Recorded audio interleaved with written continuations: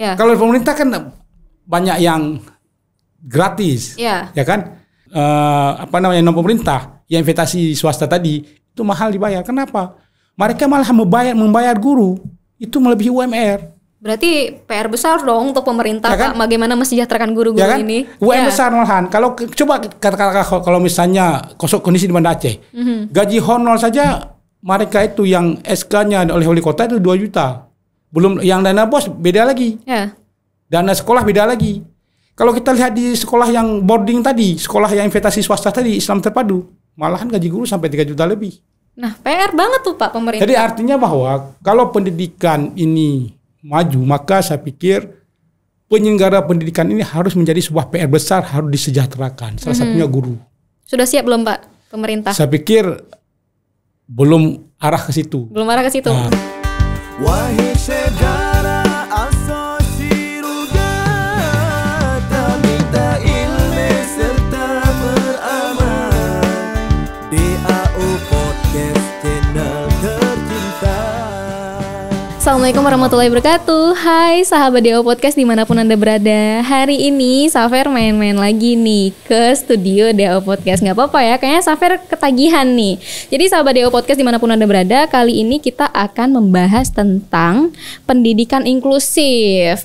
Pendidikan inklusif itu apa sih? Kita akan membahas dengan salah satu tokoh politik yang ada di Banda Aceh, dan kita bakal kupas tuntas seperti apa sih dan sepenting apa sih pendidikan inklusif itu. Nah, kalau misalnya Safer boleh cerita sedikit nih sama sahabat DAO Podcast. Pendidikan inklusif ini adalah keterbukaan masyarakat untuk penyetaraan tentang pendidikan. Jadi tidak ada keterbatasan antara anak reguler dengan anak berkebutuhan khusus. Tuh, keren banget ya. Sebenarnya ini tuh membawa konsep tentang filosofi Pancasila. Tidak ada perbedaan di sini. Nah, dari pendidikan inklusif itu nanti dihadirkan sekolah inklusif, di mana layanan pendidikannya itu mempersyaratkan agar tidak ada pemisahan antara siswa berkebutuhan khusus dengan siswa reguler. Nah, tapi apakah memang pendidikan inklusif itu sangat kita butuhkan? Nah, katanya juga DPRK, salah satu anggota DPRK Aceh ini mereka mendorong Pemko Kota Banda Aceh untuk diberlakukannya kanun pendidikan inklusif. Seperti apa sih sebenarnya, se-urgent itukah kanun itu? Kita akan membahas langsung dengan Dr. Musriyadi Aswad MPD. Halo Bapak, Assalamualaikum, apa kabar Bapak? Assalamualaikum warahmatullahi wabarakatuh. Alhamdulillah ya Pak ya. Jadi memang Bapak Pak Musriyadi ini adalah bagian anggota Komisi 4 ya Pak ya. Komisi 4 di bidang pendidikan juga ya Pak ya. Nah, memang saya melihat di internet Pak, Bapak ini mendorong adanya kanun pendidikan inklusif ini. Ini sebenarnya gimana sih Pak? Apakah memang kita Aceh ini butuh ya Pak adanya kanun pendidikan inklusif? Terima kasih. Mungkin luar biasa diskusi kita pada hari ini mencoba tentang eksistensi pendidikan inklusif di Indonesia dan juga di Aceh, dan juga lebih spesifik saya pikir di Banda Aceh. Tentunya ada beberapa regulasi dasar untuk bagaimana pendidikan inklusif ini bisa hadir di sebuah kabupaten kota dan juga di provinsi. Sebagaimana diskusi kita tadi di awal bahwa memang Aceh itu sudah lahir tentang kanun pendidikan inklusif. Tentunya kanun itu adalah tidak secara integrasi dengan wewenang kabupaten kota. Tentunya salah satu amanah dari kanun itu, Aceh itu tentunya dia berikan wewenang untuk kabupaten kota, tidak mesti dengan kanun pendidikan inklusif ini, tapi semua kanun. Ada sebuah local wisdomnya secara integrasi, bahwa kabupaten kota itu berhak untuk menyediakan atau merumuskan atau merancang sebuah regulasi, apakah itu berupa kanun atau peraturan wali kota terhadap substansi yang hari ini menjadi sebuah persoalan. Tentunya pada diskusi kita kali ini mencoba bagaimana hadirnya sebenarnya kanun Kota Banda Aceh tentang pendidikan inklusif yang mungkin yang di situ mengatur bagaimana sistem pendidikan inklusif itu sendiri. Sampai hari ini belum hadir. Tapi kita mendorong pemerintah terhadap regulasi itu. Apa yang menjadi dasar sehingga regulasi itu hadir. Pertama yaitu Kanun Aceh. Yang kedua adalah tentang Permendiknas nomor 70 tahun 2009. Itu yang melatar belakangi Pak ya? Ya, itu yang kedua. Yang ketiga adalah ada namanya PP nomor 13 tahun 2022 tentang layak untuk peserta didik penyandang disabilitas. Ya. Jadi kami pikir bahwa kalau regulasi secara vertikal itu ada, pemerintah kota harus memikirkan itu untuk bagaimana anak-anak kita yang berstatus ABK itu mampu mereka sekolah dengan kawan-kawannya di sekolah yang tidak ber-ABK. Tentu ini dia harus penting terakhir karena tidak ada lagi status daripada penyentaraan daripada sebuah sistem pendidikan. Kalau kita lihat beberapa dasar bahwa secara definisi pendidikan inklusif itu kan sistem penyelenggaraan pendidikan yang memberikan kesempatan kepada peserta didik yang memiliki kelainan dan memiliki potensi, salah satunya kecerdasan, bakat, untuk mengikuti pendidikan dan pembelajaran di lingkungan pendidikan secara bersama-sama dengan peserta didik umumnya. Artinya tidak ada perbedaan, boleh disatukan. Boleh gitu, disatukan, Pak, ya. Tapi persoalan sekarang adalah bagaimana kondisi kita di Aceh dan di Banda Aceh khususnya. Ya, tapi kan Pak juga sudah pernah ada ini Pak, Pergub Aceh nomor 92 dan itu keluaran tahun 2012. Itu apa tidak cukup Pak? Enggak, pertanyaannya adalah kan ada loka wisdomnya yang mengatur itu. Tentu adalah Pergub itu atau bukan kanun, ke Pergub itu adalah apakah mampu nggak mengakomodir ke loka wisdom ke 23 kabupaten kota itu. Ini kan pertanyaan besar. Ya. Bahwa ini kan bicara karakter, bicara pembelajaran, bicara proses. Tentunya harus mampu terintegrasi dengan kearifan lokal yang dimiliki oleh kabupaten kota itu sendiri. Contoh saya sampaikan, bahwa kalau itu diberlakukan tentang kanun sistem pendidikan inklusif atau Pergub tentang pendidikan inklusif, apakah kita sudah siap?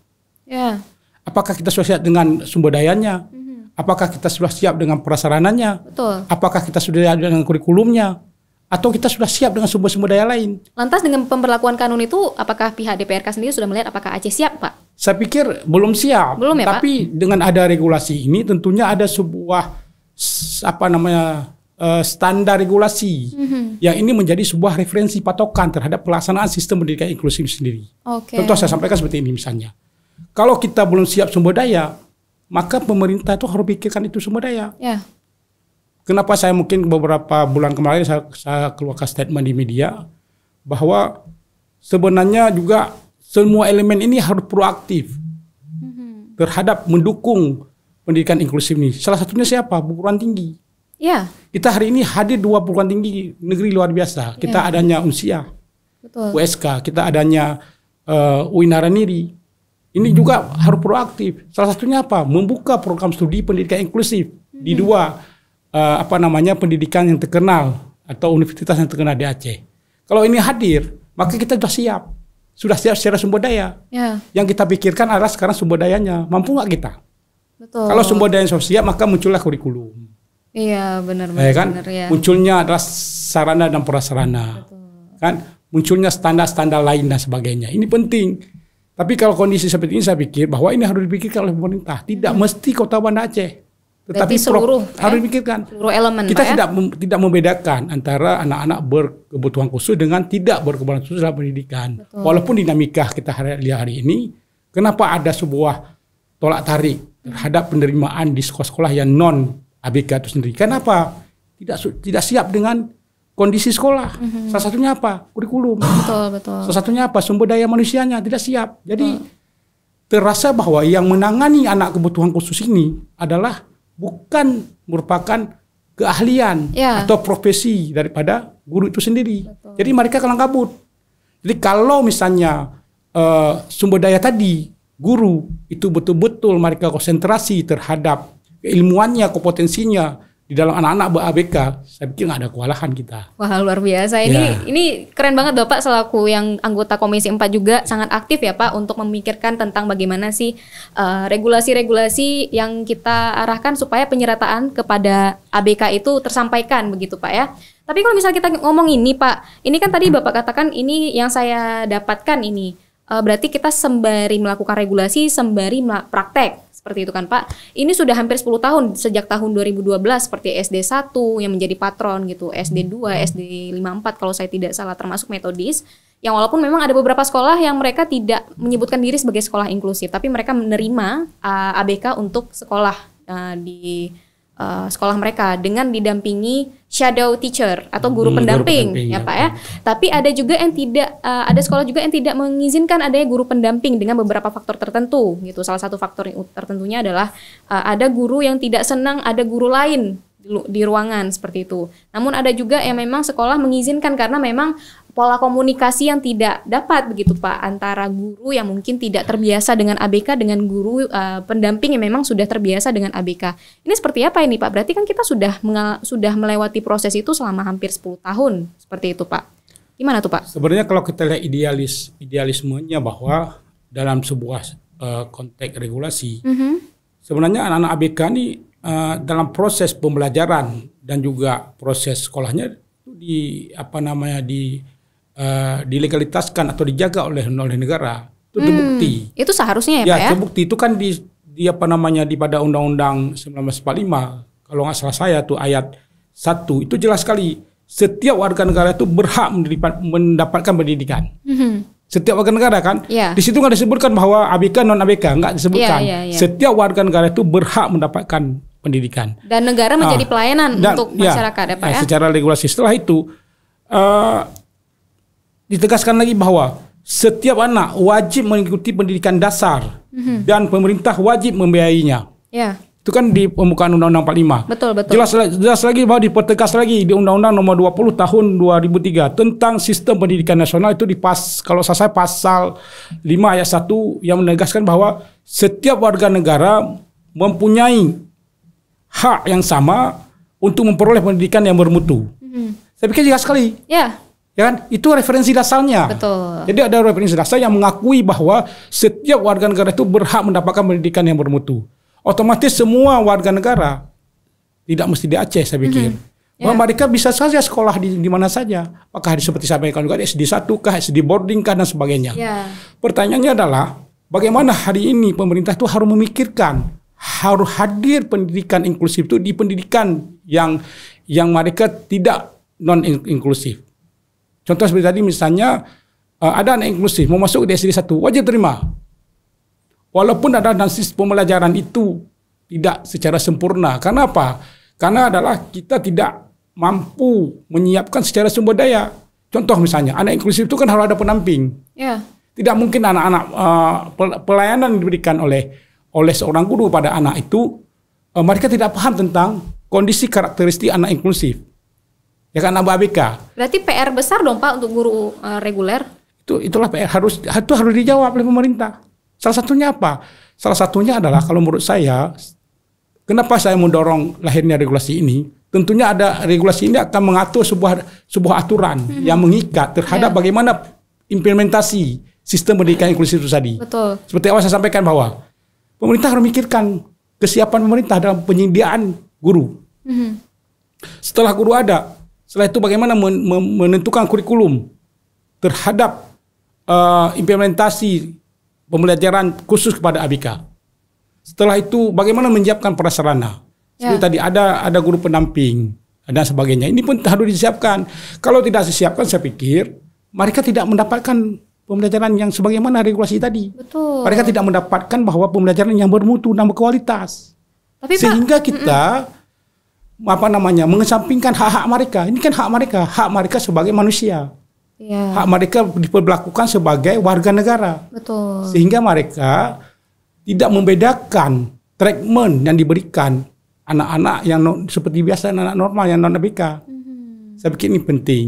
Karena kalau ini ada sebuah tataran regulasi, maka ada sebuah patokan terhadap implementasi sistem pendidikan inklusif sendiri. Betul Pak, ini kan tadi sudah kita sampaikan bahwa memang ini menjadi PR besar bagi setiap guru ya Pak ya. Tapi yang saya tahu bahkan kalau saya tidak salah tamatan PLB atau PBL gitu, guru yang memang untuk ABK itu masih sangat sedikit di Aceh gitu. Kemudian juga baru saja dibuka kalau tidak salah 1 tahun yang lalu di Biren untuk jurusan itu. Berarti kan kita memang masih sangat sedikit nih Pak. Apalagi tentang kurikulum yang berubah-ubah nih setiap tahunnya. Kurikulum 73, basis kompetensi, K13, seperti itu. Yang dimana kurikulum itu kan siswanya yang mengikuti kurikulum. Tapi kan anak berkebutuhan khusus ini kan khusus gitu Pak. Betul. Apakah sebaiknya memang anak berkebutuhan khusus ini mereka punya kurikulum yang independen karena mereka mempunyai kebutuhan-kebutuhan yang tidak sama seperti anak-anak reguler, salah satu contohnya kebutuhan seperti yang tunawicara, yang memang harus menggunakan metode-metode tertentu, yang tidak bisa melihat, yang memang harus menggunakan braille, apa namanya itu Pak? Itu kan Pak? Ya, betul. Bagaimana jika itu digabungkan dengan anak-anak yang sekolah reguler, sedangkan itu saja sumber daya dari guru-guru saja belum memenuhi itu gitu Pak. Berarti kita perlu PR yang besar seperti apa nih Pak? Ya, sebenarnya kalau saya lihat bahwa kenapa saya lebih fokus kepada, saya lihat tadi bahwa dengan kita tidak bicara standar dulu, tapi kita bicara tentang bagaimana kurikulum ini mampu, bagaimana sistem pendidikan inklusif ini mampu atau hadir di Aceh. Salah satunya adalah seperti saya sampaikan juga tadi. Sebenarnya kalau seperti kondisi hari ini, fenomena kita lihat hari ini kesempatan sebenarnya. Yeah. Kesempatan adalah Aceh dan juga Banda Aceh merekrut guru-guru ABK. Kan sekarang ada P3K itu. Ada P3K dengan jalur umum dan juga ada jalur khusus. Yeah. Jadi kalau kita ingin ada ikhtiar kita dan juga sebuah inovasi yang dilakukan, saya pikir gampang saja.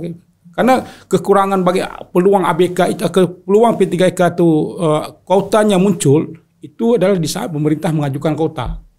Saya pikir persoalan di hari ini bahwa bagaimana sebenarnya pemerintah itu mampu mengidentifikasi dulu apa masalah pendidikan dulu. Yeah.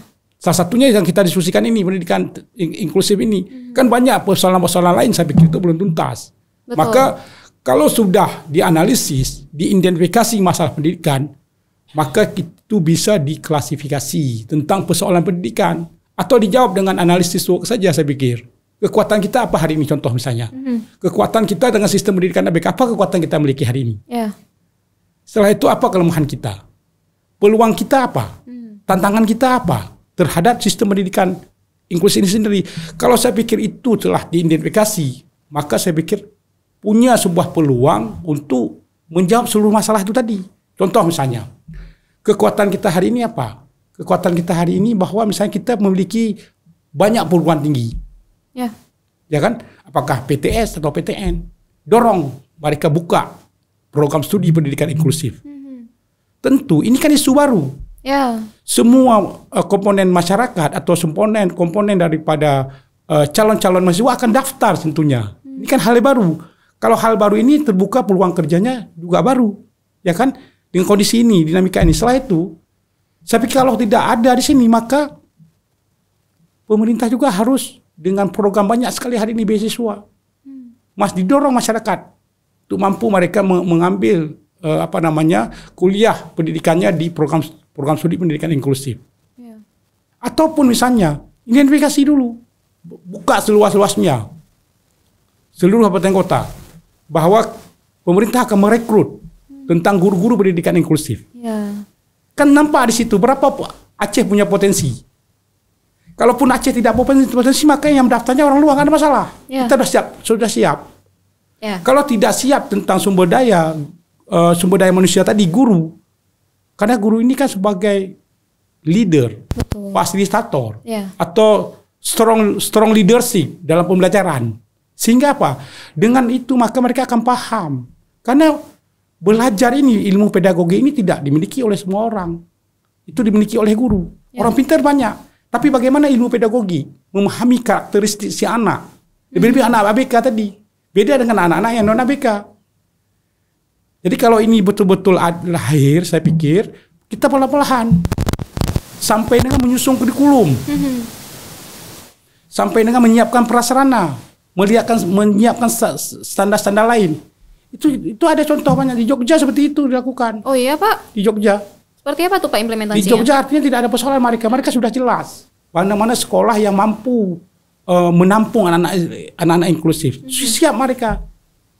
Secara sumber dayanya siap mereka, secara prasarana siap mereka, secara kurikulumnya siap mereka. Jadi nggak ada persoalan. Jadi kembali kepada tadi bahwa mereka juga ABK ini berhak mendapatkan pendidikan yang bermutu, pendidikan berkualitas yang bermutu, dan itu diakui, dilegalitaskan oleh negara. Ya. Jadi inilah yang harus dipikirkan, karena saya lihat bahwa populasi anak inklusif sekarang sudah banyak kita di Aceh, di Banda Aceh. Jadi mereka itu tersisihkan di dalam proses pendidikan dan juga proses pembelajarannya. Nah, tentunya harapan orang tua dan juga harapan masyarakat ini tidak terpenuhi terhadap bagaimana memberikan pelayanan. Karena kalau filosofinya dalam konteks manajemen bahwa pendidikan itu adalah harus menjawab tentang kebutuhan pelanggan. Jadi bagaimana dikatakan dengan kebutuhan pelanggan? Kan? Seperti apa tuh Pak?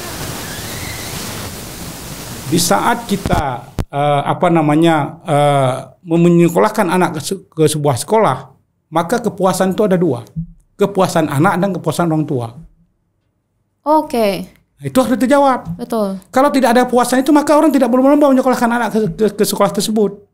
Contoh saya sampaikan, kenapa hari ini banyak orang tua itu bermimpi menyekolahkan anaknya ke sekolah Mona Bangsa. Oke. Kenapa anak bermimpi menyekolahkan anak-anak ke boarding school? Kenapa orang tua bermimpi menyekolahkan anak ke sekolah Islam terpadu? Ya. Karena itu merupakan kepuasan pelanggan tadi. Pelanggan itu siapa? Orang tua. Pelanggan itu siapa? Siswa.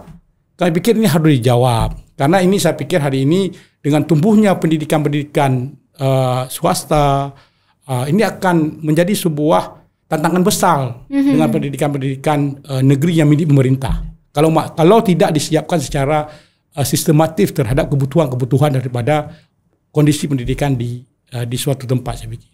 Berarti itu Pak, sepertinya kita seperti ini ya Pak ya, menjawab bahwasannya memang peran pendidikan kita tuh dikuasai oleh kapitalis Pak. Dimana ini dimarginalkan, awalnya memang pelayanan tentang pendidikan itu adalah hak segala bangsa gitu Pak. Tapi sekarang ini termarginalkan karena dimana memang kebanyakan ABK ini lebih diperhatikan oleh yayasan-yayasan tertentu Pak, dengan sekolah swasta seperti itu kan Pak. Akhirnya hadirlah marginal tertentu dengan ABK. Kemudian seperti yang Bapak katakan tadi, banyak sekali anak-anak yang orang tua berharap di sekolah yang memang sekolah-sekolah kelas A begitu Pak ya, yang memang taraf internasional, yang dimana harga pendidikannya itu tidak murah. Begitu kan Pak? Berarti kita kan menjawab bahwasanya memang kapitalisme menguasai sistem pendidikan kita, begitu kan Pak? Kalau memang kita berbicara tentang kesetaraan Pak, seharusnya kesempatan ini berhak bagi siapapun. Kesempatan ini tidak perlu menghitung-hitung tentang seberapa mahal sekolah kamu. Ini bagaimana ini Pak? Ya, sebenarnya kan kalau kita lihat dalam kondisi hari ini, sekolah pendidikan inklusif itu kan hadir sekolahnya yang itu merupakan sekolah pemerintah, contoh SLB katakanlah. Tapi sedikit sekali SLB-nya, mungkin satu kabupaten kota satu. Ya kan, tentunya dengan melihat kondisi anak LSB, anak-anak ABK sekarang ini, itu tidak akan tertampung. Maka saya pikir bahwa pendidikan itu kan punya dalam konteks sebuah filosofi pendidikan. Dia pendidikan itu ada namanya pendidikan investasi pemerintah, ada pendidikan investasi masyarakat, ada pendidikan investasi swasta. Saya pikir saya sepakat kalau hadirnya berbagai lembaga-lembaga pendidikan yang hadir di Aceh, juga di kota Banda Aceh. Contoh hadirnya Islam terpadu. Saya sepakat, dan kita harus betul-betul mendukung mereka. Juga pendidikan boarding school. Jadi artinya bahwa dengan hadir mereka, maka potensi-potensi anak-anak itu akan tersalurkan dengan bakat-bakat mereka. Contoh katakanlah seperti ini. Kalau pendidikan Islam terpadu atau pendidikan takfir Quran itu nggak ada punya pemerintah. Yang ada apa? Investasi swasta. Ya kan? Jadi anak-anak itu menyalurkan sebuah bakat dia tentang takfir Quran, kita sudah punya lembaga wadah, walaupun itu milik swasta. Saya pikir bukan kapitalis, tapi adalah bagaimana Aceh ini dan juga Banda Aceh itu mampu, karena kan dalam pendidikan itu ada namanya input, ada namanya proses, ada namanya output, ada namanya outcome. Jadi yang menentukan anak-anak ini berhasil itu adalah diproses. Siapa yang proses mereka? Yang proses mereka adalah masyarakat sekolah. Siapa masyarakat sekolah? Guru, kepala sekolah, ya kan? Ya. Setelah itu semua yang ada di lingkungan sekolah. Jadi artinya adalah proses ini berhubungan dengan mesin. Oke. Contoh kita filosofinya seperti ini. Kalau ada sebuah rongsokan katakanlah, rongsokan aqua, ya kan? Di saat pertama dia inputnya kita masukkan ke proses ke mesinnya, maka lahirnya kotak aqua kan, Betul. cup aqua kan dan sebagainya kan. Jadi yang menentukan siapa? Mesin. Mesinnya siapa tadi? Masyarakat sekolahnya. Salah satunya di situ guru. Salah satunya adalah kepala sekolahnya. Jadi artinya bahwa kalau sekarang sekolah-sekolah yang milik swasta, investasi swasta, mereka siap tentang itu. Oke. Siap tentang sumber dayanya, siap tentang kurikulumnya, siap tentang proses belajarnya. Bukan artinya pendidik yang punya milik pemerintah siap-siap. Tapi artinya itulah perlu berbenah lagi dengan kondisi-kondisi yang sekarang ini.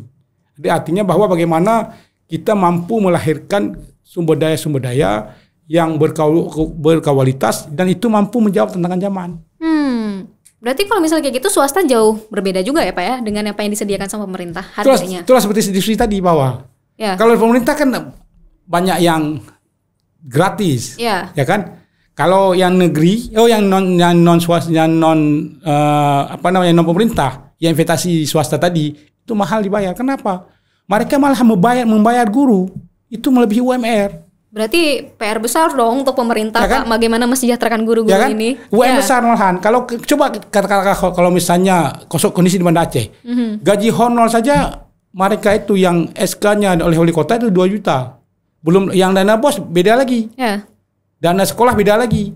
Kalau kita lihat di sekolah yang boarding tadi, sekolah yang investasi swasta tadi, Islam Terpadu, malahan gaji guru sampai 3 juta lebih.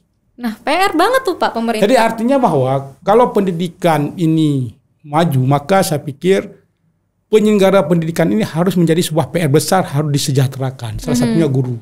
Sudah siap belum Pak pemerintah? Saya pikir belum arah ke situ. Belum arah ke situ. Gimana nanti kita menyiapkan jadi pendidikan artinya inklusif, bahwa Pak? ini penting. Ini penting menjadi sebuah PR kita bersama. Ini harus betul-betul menjadi sebuah perhatian terhadap bagaimana mensejahterakan sumber daya itu tadi. Jadi hari ini memang sebagaimana disampaikan, program pemerintah pusat sudah luar biasa. Mereka akan mengangkat guru-guru yang telah lama mengabdi melalui program P3K. Itu kan luar biasa. Mereka adalah fungsi dan juga tugas-tugasnya tidak beda dengan guru-guru PNS. Jadi artinya bahwa ini akan berkelanjutan. Saya pikir juga kita harus punya sebuah kearifan lokalnya tadi. Ini sebenarnya kalau memikirkan pendidikan contohnya di Banda Aceh. Banda Aceh kan ini merupakan barometer provinsi.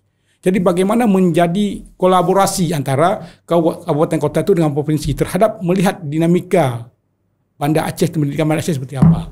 Seperti awal saya sampaikan juga bahwa tadi, bagaimana kita mampu mengidentifikasi dulu masalah pendidikan itu apa. Terus yang local wisdom yang Bapak maksud itu seperti apa nih? Ya, local wisdom itu tergantung daerahnya. Kalau Banda Aceh contoh seperti ini misalnya. Banda Aceh ada hal-hal contoh kita miliki Banda Aceh. Bagaimana mewujudkan misalnya kita punya tujuan. Hari ini Banda Aceh sudah memiliki sebuah regulasi kanun pendidikan diniyah. Kanun pendidikan diniyah ini itu sudah dikanunkan. Ini sudah diimplementasikan di sekolah. Jadi tentunya bahwa ini punya target. Apa targetnya misalnya? Anak tamat SMP dia harus mampu menghafal 2 juz katakanlah seperti itu. Anak tamat SD harus mampu menghafal juz Hamal atau juz 30. Ya, itu di sekolah reguler ya Pak? Ya, itu harus ditargetkan seperti itu. Itu kalau wisdomnya. Itu tidak ada di tempat lain. Kalau ini saya pikir mampu disiapkan, maka itu berjenjang nantinya. Dan mungkin ke depan kita dorong bahwa ada juga regulasi di Aceh, di Banda Aceh tentang sistem pendidikan tahfidz Quran. Yang itu milik pemerintah. Itu sudah berjalan Pak? Belum, itu kita dorong nanti. Jadi kenapa saya sampaikan seperti itu? Kenapa harus hadir pendidikan tahfidz Quran di Kota Banda Aceh? Itu sudah hadir di kabupaten kota lain. Sampai mereka dibiayai oleh pemerintah itu sampai dengan sekolah menengah atas. Jadi nanti tergantung bagaimana mereka bakat dan minat mereka. Kalau mereka sudah punya tahfidz Quran misalnya di kelas sekolah menengah atas sebanyak 30 juz, 20 juz dan sebagainya, maka secara tanggung jawab moral pemerintah sudah menyiapkan sumber daya tahfidz Quran. Mereka bisa pilih saja mau jadi dokter tahfidz Quran, mau jadi TNI tahfidz Quran, mau jadi polisi tahfidz Quran, mau jadi birokrat tahfidz Quran dan sebagainya. Tugas pemerintah sudah selesai. Berarti lokalismenya lebih seperti itu ya Pak ya? Itu, karena tentang karakteristik Islam itu ya Pak ya? Betul.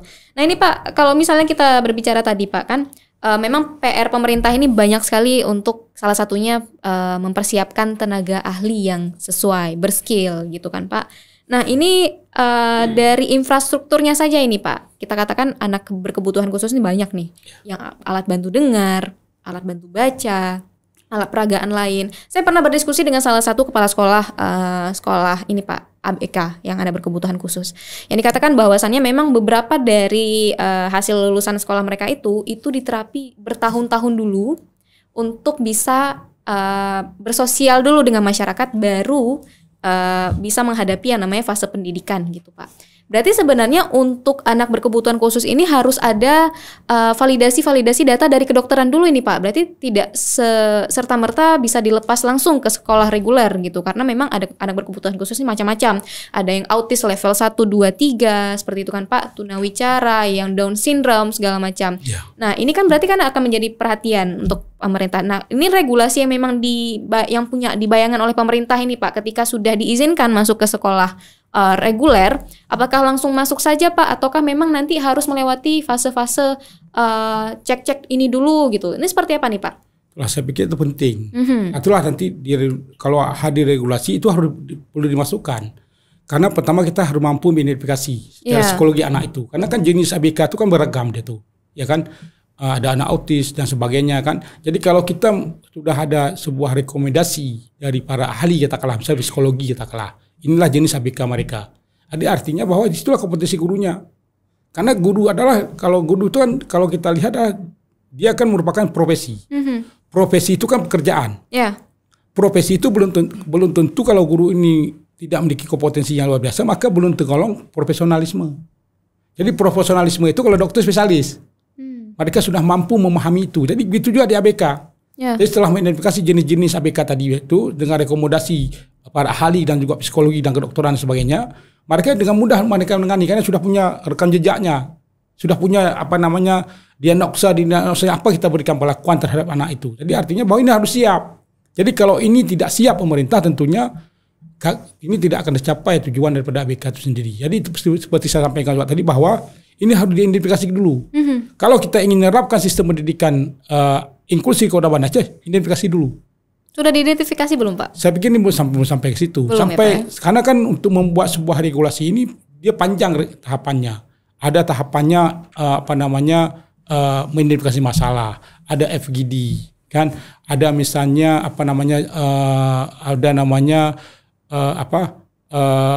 studi banding, melihat kondisi tempat lain. Ada juga misalnya melihat secara aspek sosiologisnya, melihat aspek yuridisnya, melihat aspek filosofinya dan sebagainya. Jadi sehingga muncul seperti itu. Jadi bukan artinya hadir regulasi ini secara serta-merta tidak, tapi betul-betul menjawab kebutuhan tadi.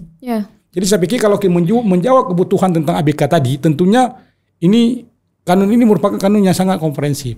Berarti Pak ini nanti ketika sudah dijalani fase-fase yang Bapak sampaikan tadi, kita sudah melewati fase-fase itu, apakah nanti ujung-ujungnya kita harus merubah kurikulum Pak?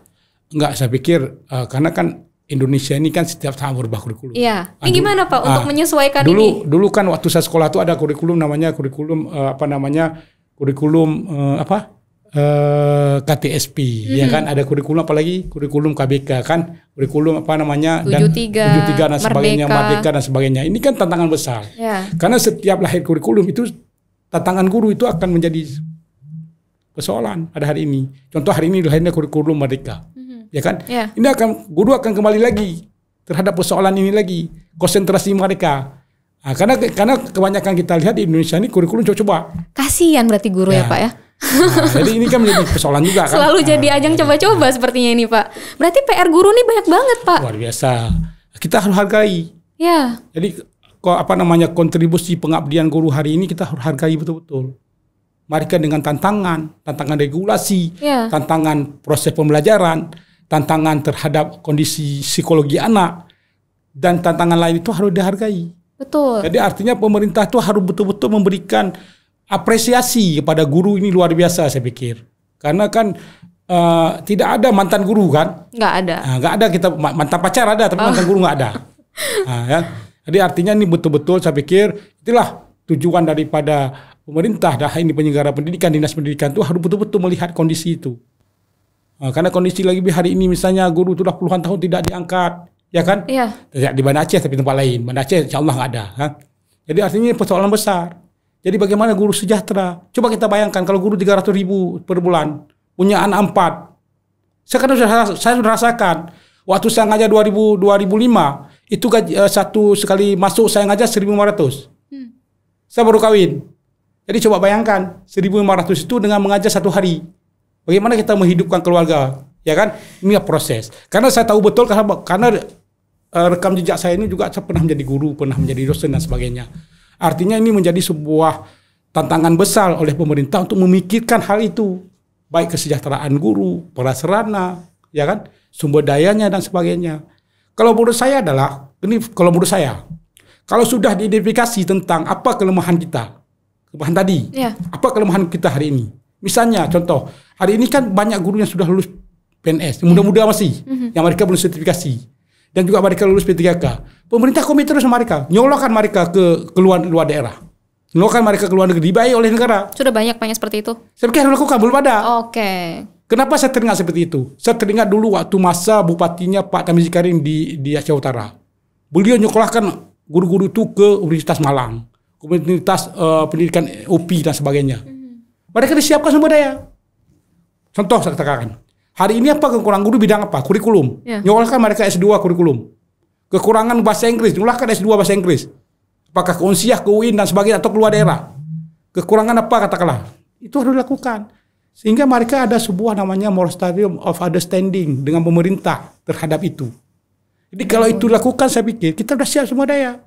Itu belum terjawab. Kita di Aceh juga di Banda Aceh saya pikir. Ya Pak, jadi kalau misalnya saya boleh bercerita sedikit kemarin ketika saya sempat mampirlah ke salah satu sekolah swasta untuk anak berkebutuhan khusus. Itu memang saya melihat Pak ada neni-neninya itu menghadapi mereka yang saya lihat Masya Allah tuh kayaknya kalau saya di posisi itu kayaknya saya sudah berteriak saking memang adik-adik itu punya kondisi mental yang berbeda-beda Pak. Ada yang nanti tiba-tiba tantrum begitu, ada yang nanti tiba-tiba lari-larian yang harus dikejar sama neninya dan itu dihadapi sama mereka setiap hari gitu Pak. Dan kalau misalnya saya boleh sedikit membocori gitu, kalau misalnya ngomongin masalah gaji gitu Pak. Waduh, kalau misalnya kita bilang Bapak bilang kan harus mengapresiasi gitu Pak.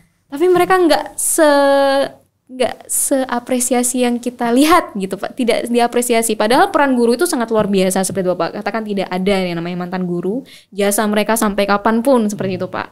Nah ini kan peran sekali berarti Pak bagi pemerintah. Gimana memang pemerintah, negara itu menjadi pelayanan pendidikan untuk masyarakat dan guru adalah salah satu patron tombaknya untuk menjadi pencetak generasi. Ini berarti PR-nya gimana ini Pak? Kalau misalnya kita bilang yang swasta nih lebih dibayarnya lebih mahal, tapi kalau yang dari pemerintah gimana Pak? Karena kan kalau kita lihat secara hakikat, guru ini kan panggilan jiwa, kan? Guru ini kenapa ini merupakan sebuah bukan slogan malahan ini, doktrin kecintaan mereka terhadap profesi mereka. Kita harus akui, walaupun mereka tidak punya gaji. Tapi karena nurani mereka, hati nurani dengan tidak ada gaji, dengan mereka katakanlah ini bukan di Banda Aceh, dan dengan mereka kurang sejahtera, tetap pengabdian mereka lakukan. Jadi artinya bahwa persoalan inilah harus menjadi sebuah persoalan besar yang harus dijawab oleh pemerintah sebenarnya. Jadi dengan kondisi psikologi mereka, dengan kompetensi tugas mereka yang sangat luar biasa. Karena kalau tugas guru itu kalau kita lihat secara regulasi banyak sekali tugasnya. Betul. Mendidik, mengajar, membimbing, mengarahkan, mengevaluasi. Itu kan tugas guru. Betul. Jadi kalau bagaimana katakanlah dengan kalau mereka tidak siap, itulah saya sampaikan bahwa ada beberapa kompetensi sebenarnya harus dipahami. Kalau guru yang non ABK, dia harus memiliki kompetensi pedagogi, harus ada kompetensi profesional, ada kompetensi kewirausahaan, ada kompetensi lain itu harus dimiliki. Sehingga guru itu bukanlah dikategorikan dengan guru profesional karena mereka sudah punya skill ini. Jadi artinya bahwa kalau kita lihat dinamika hari ini sedih sekali kalau guru-guru yang menangani ABK. Lebih-lebih mereka bukan skill mereka, bukan profesi mereka. Contoh yang menangani guru ABK mungkin guru sejarah, ya kan? Mereka cuma melayani guru ABK itu secara transaksional, secara tradisional, bukan merupakan keilmuannya. Inilah yang terjadi. Banyak Pak yang. Jadi kalau misalnya dia berdasarkan kompetensi dia miliki, karena kompetensi ini tidak hanya secara situasional, dia harus butuh pendidikan. Walaupun dia ada sebuah kondisi lapangan nantinya yang menambahkan terhadap kompetensi mereka. Jadi sekarang kita lihat dicoba, mungkin bisa disurvei, mungkin juga di Banda Aceh. Saya yakin sekali minoritas yang menangani guru ABK itu guru-guru yang memiliki kompetensi ABK. Nah, jadi banyak yang menangani itu yang guru-guru yang non ABK. Dengan apa? Dengan tradisional tadi. Dengan pengalamannya tadi, dengan melihat psikologi dan sebagainya. Saya pikir kalau perempuan kan ada masalah guru perempuan. Mereka dia memahami bagaimana terus melakukan interaksi dengan anaknya dan sebagainya kan. Kalau yang cowok dengan agresivitasnya mungkin kan, dengan emosionalnya dan sebagainya, mungkin saya pikir nggak sanggup. Itulah kenapa saya sampaikan juga tadi bahwa guru ini merupakan panggilan jiwa terhadap kondisi-kondisi pendidikan kita di semua daerah. Berarti apakah kualifikasi guru itu untuk ABK harus perempuan, Pak? Bukan, artinya kan kalau kita lihat survei hari ini kan guru kan mayoritas perempuan. Ya kan? Perempuan itu kan rasa keibuannya kan lebih tinggi. Betul. Daripada rasa kebapaannya. Ya kan? Nah, jadi artinya bahwa kalau bicara tentang kualifikasi tentunya itu kan sudah jelas. Dan juga kompetensi itu beragam. Jadi inilah yang penting saya pikir.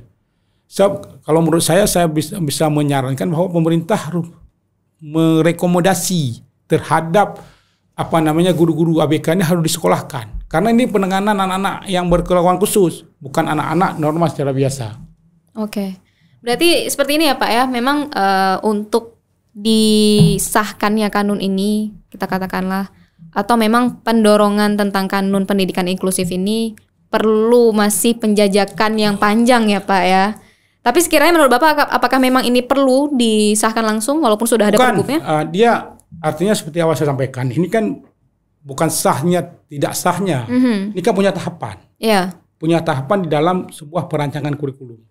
Semenjak kami di DPR bahwa ada dua cara pengajuan sebuah regulasi itu. Pertama ada namanya rancangan kanun itu yang diusul oleh eksekutif. Yang kedua adalah ada kanun yang merupakan sebuah amanah kami di tata tertib DPR. Setiap komisi itu berhak mengusul kanun 1 tahun 1 per komisi. Kami juga mungkin nanti akan diskusikan di komisi beserta ketua dan sebagainya. Kalau bisa ini harus diinisiatifkan. Diinisiatifkan dengan lahirnya sebuah rancangan kanun ini.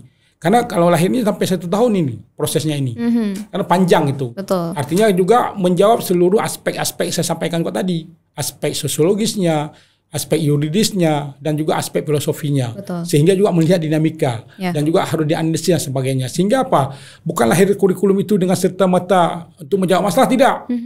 Karena di situ setelah lahir sebuah regulasi kanun itu ada namanya peraturan wali kota di situ. Ada perwalnya. Bagaimana perwalnya itu untuk menjawab secara implementatifnya terhadap sebuah regulasi itu. Dan kita berharap bahwa sebenarnya ini harus diinisiatif oleh eksekutif. Karena di situ kan juga punya tenaga ahli dan sebagainya. Jadi kalau kanun ini lahir, saya pikir ini sedikit banyaknya akan menjawab masalah. Tidak semua akan menjawab masalah tentang pendidikan inklusif atau ABK yang ada di Kota Banda Aceh. Oke, siap Pak. Berarti memang keputusan ini memang harus melalui penjajakan yang masih panjang ya Pak ya. Dan harapan kita memang nanti bisa dilibatkan banyak pihak ya Pak ya. Pihak-pihak yang memang berkecimpung langsung dengan ABK. Karena kan salah satu syaratnya adalah ada RDP, rapat dengan pendapat. Itu akan dihadirkan semua stakeholder.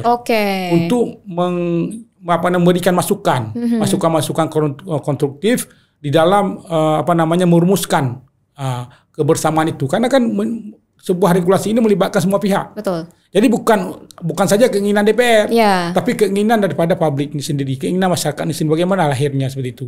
Contoh seperti kemarin, kita lahirnya kanun kanun pendidikan diniyah. Itu kan menjawab kebutuhan. Betul. Jadi daripada anak-anak ini tidak diberikan pendidikan tambahan, maka lahirlah pendidikan diniyah ini salah satunya targetnya adalah melahirkan tahfiz Quran. Oke, luar biasa. Jadi harapan kita memang ini bisa menjawab Pak ya, bisa menjawab keresahan juga apalagi bagi para orang tua yang memiliki anak berkebutuhan khusus. Baik Bapak, ada harapan khusus nggak Pak untuk pendidikan di Indonesia atau mungkin lebih spesifik di Aceh? Ya, saya pikir ada beberapa hal yang menjadi catatan kita bersama bahwa pendidikan ini tidak saja merupakan tanggung jawab pemerintah. Tapi pendidikan ini kan ada tripologi pendidikan. Ya. Ada pendidikan pendidikan keluarga, ya kan, pendidikan masyarakat dan juga pendidikan pemerintah. Artinya ketiga pendidikan ini harus kolaborasi, harus diintegrasi terhadap bagaimana menjawab seluruh hak-hak anak, hak-hak warga negara, hak-hak daripada peserta didik. Dan kita berharap bahwa kalau mau pendidikan ini maju, maka kita harus mengidentifikasi dulu apa masalah pendidikan. Karena seperti orang berobat, saat kita berobat ke dokter, maka dokter itu harus analisis itu baru diberikan obat. Jadi jangan salah kasih obat, ya kan? Kalau kita sudah identifikasi, maka inilah obatnya.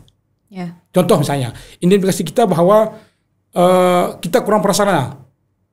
Prasarana baik dia ABK maupun non ABK. Pemerintah wajib memenuhi itu. Misal kita kurang sumber daya manusianya, pemerintah wajib untuk merekrut sumber daya itu dan juga memastikan bahwa seluruh kompetensi sumber daya itu terpenuhi. Saya pikir kalau ini bahu-membahu dan juga saling kerjasama, saling terintegrasi dan kolaborasi semua stakeholder yang ada di Aceh juga di Banda Aceh, dan lebih-lebih kita hari ini sudah memiliki banyak perguruan tinggi PTS dan PTN yang luar biasa. Jadi artinya ini harus betul-betul digandeng terhadap perguruan tinggi PTS dan PTN ini sehingga memberikan kontribusi besar terhadap bagaimana memajukan pendidikan di Aceh dan juga di Banda Aceh. Karena menentukan majunya sebuah daerah itu di pendidikan. Kalau gagal pendidikan, maka gagalnya penyelenggara daerah itu sendiri. Oke, baik. Terima kasih Bapak sudah mau berdiskusi dan datang ke DO Podcast ya. Oke, sahabat DO Podcast dimanapun Anda berada, alhamdulillah kali ini pendidikan inklusif ini memang menjadi PR bersama, tidak hanya menjadi PR pemerintah. Jadi harapannya memang dengan adanya pemberlakuan kanun-kanun tertentu, kebijakan-kebijakan tertentu, ini tidak hanya menjadi kebijakan semata, tapi memang benar-benar menjawab kekhawatiran masyarakat maupun kekhawatiran pemerintah sehingga semuanya layak mendapatkan pendidikan secara merata. Oke, terima kasih Bapak. Ya, terima kasih sahabat DO Podcast dimanapun Anda berada. Jangan lupa like, komen, dan share. Subscribe juga jangan lupa karena nanti insya Allah ke depan kita bakal banyak lagi diskusi-diskusi menarik. Oke, kita akhiri dulu. Wassalamualaikum warahmatullahi wabarakatuh.